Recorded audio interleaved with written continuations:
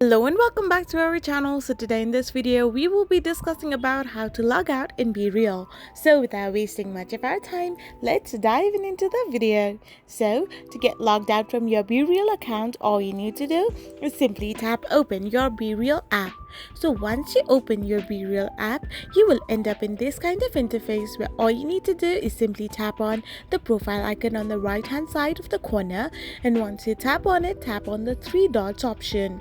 So after you do so, you will end up in this kind of interface where all you need to do now is simply scroll down to the end of the screen where you can find the logout button. So simply tap on it and tap on the confirm button. Once you do this, you will get logged out from your account and you will end up in this kind of interface to get logged in back to your account again. I hope you found this video helpful, so don't forget to hit that subscribe button and do give us a thumbs up. We will be back again with these informative videos. Thank you for watching.